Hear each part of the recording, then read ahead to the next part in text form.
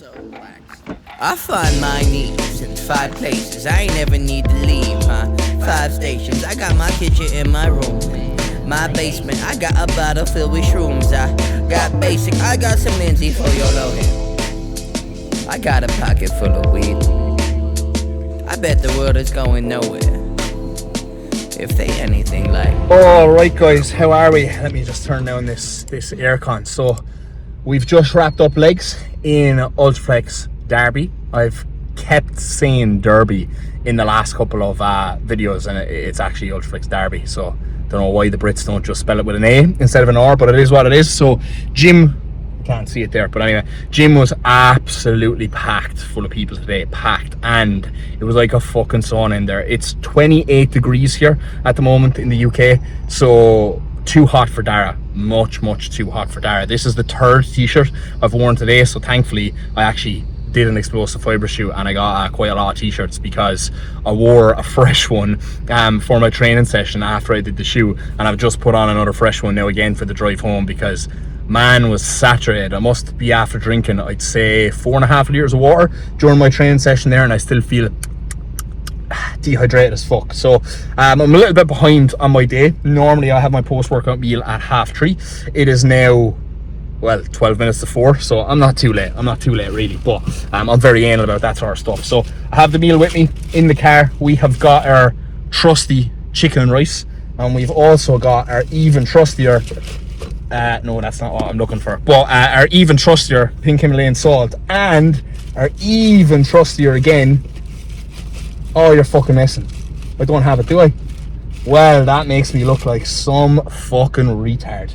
I never brought my ketchup, so I'm just gonna have to eat plain chicken, rice and salt. How fucking depressing is that, lads? Christ all fucking mighty, I'm some idiot. And remember in that last video 2 weeks ago when I said I keep like spare things in my glove side compartment just in case I don't forget to bring anything? Maybe I should have a spare bottle of ketchup in there. What you reckon? Might go a little bit putrid in a nice warm car like that, but it would probably be better than eating plain chicken and rice. But look, I definitely burnt a lot of calories in that session. It was an extremely good session, so I'll be able to eat it regardless. One thing I will say though, guys, right? I don't want to be starting a conspiracy theory here, but I reckon the plates in Ultraflex Derby are fake. I reckon there's fake plates there, because those 20 kilo plates, they feel really light to actually pick up, but I was like ridiculously up on everything across the board here. And you know how it is, guys, when you train in a different gym that isn't like your gym, and you're kind of out of routine and you're kind of trying to find a different setup because some of the machines are a different version, etc. Normally you're kind of down strength, right? Especially like after a day like today, a little bit dehydrated, very long drive. But I was like ridiculously up in strength today, like 1 plate plus reps on like most exercises. So honestly, I'm convinced those plates are like 18 kilos each or something like that, and not 20 kilos. They have to be because they just feel too light. Or maybe I'm just a fucking animal and that extra test is starting to kick in now. Comment down below what you think it is.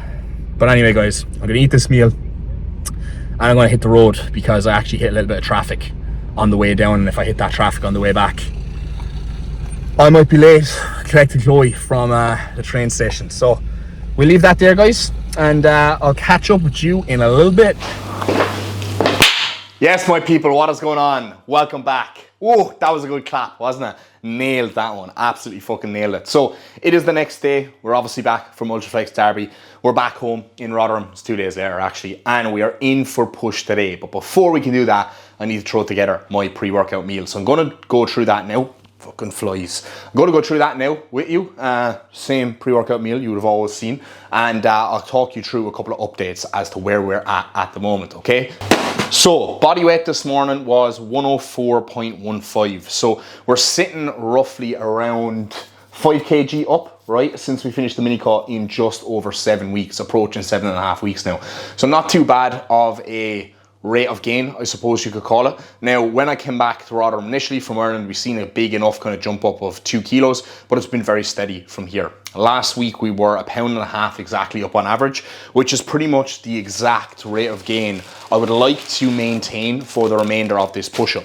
I've already worked out the figures, of course. I love a good calculation, me. And if I am 1.5 pounds up on average for the remainder of this push-up, I will actually finish the push-up out at 250 pounds, which is like 103.6 kg or 7 kg or something like that. So I've obviously never hit that weight before, and I really would love to see 250 pounds on the scale. I feel like I would be, you know, 75% of the way there to being a real bodybuilder if I could actually hit that. Now, I am almost 6 foot tall, so realistically for me to probably call myself a bodybuilder, I probably need to be 280 plus in my off seasons, if I'm perfectly honest. But look, we're getting there. We'll get there someday. It won't be this off season, and it might not be the next off season, but it might be the off season after that.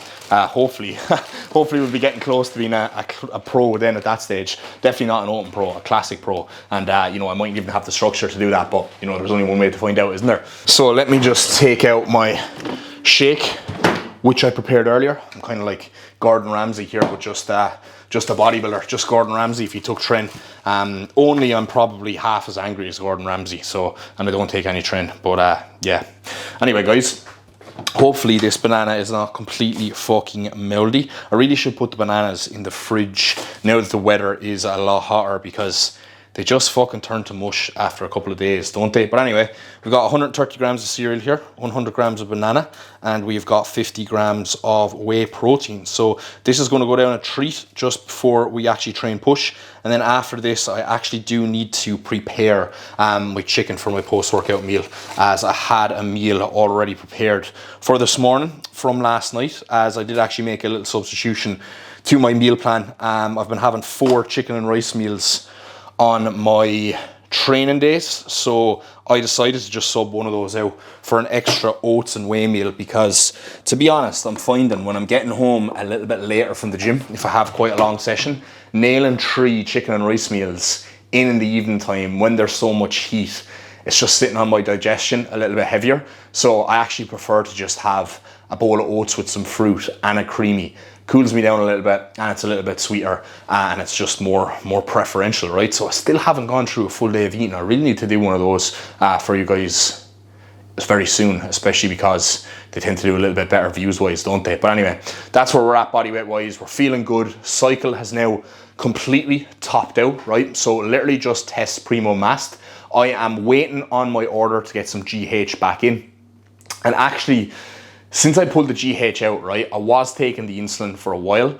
And then when we kind of dieted and stuff like that, I find even like 10 units of Lantus just makes me go hypo so fucking easily, right? Even when my food is a little bit higher. So even when my food is at like 4,000 calories, like sometimes I'll still go hypo off like 10 units of Lantus. I don't know what it is, right? So until my food gets very high, or until I have the GH back in, I'm just not going to take that, because I just don't like fucking going hypo. And I feel like there's not as much of a place for it in there when I'm not taking GH. As obviously GH can elevate your blood sugars, right? Your fasted blood glucose.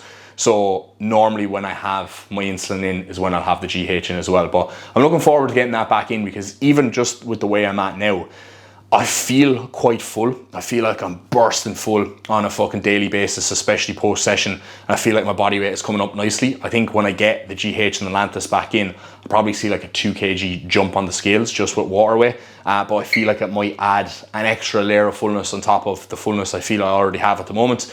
And obviously give me that little bit of an ego boost that I'm a little bit heavier on the scales, and the hunt for 250 pounds is on, well and truly on. So my weekly check-in is going to be tomorrow morning, and I'm going to probably try and get Chloe to just record my check-in, not from the side angle I normally record it from, but I'll try and do 2 rounds tomorrow. One so I can take pictures with the phone, and maybe just another that I can layer over the video to kind of show you where we're at the moment. I'm only taking my check-in photos once a week, like I mentioned in the last video, so I feel like week to week there is some fairly big changes, mainly just me getting a little bit fatter. But I'm looking forward to taking my pictures tomorrow and see where we're at, because I'm on an incredible run at the moment, guys. I mean, this is probably the best run of training I've had, and the best I've felt, the best I've slept, everything else. Everything is clicking so well right now.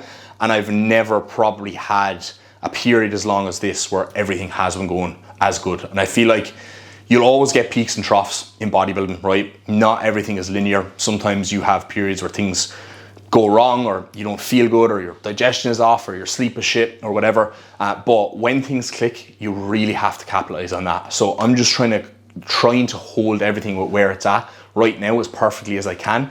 We obviously did a lot of traveling last month, so it's the 1st of August tomorrow, and I'm just locking August down completely, because in September we are traveling back to Ireland for the PCA Ireland, right? And then 3 weeks later we're actually traveling to Vegas for the Olympia. So it's going to be a lot of moving about in those 2 months, and things we have to prepare, and etc, etc. So I just want to lock it down for August, just focus on what I'm doing now, not have any off-plan meals or anything like that, not do anything outside of my regular schedule.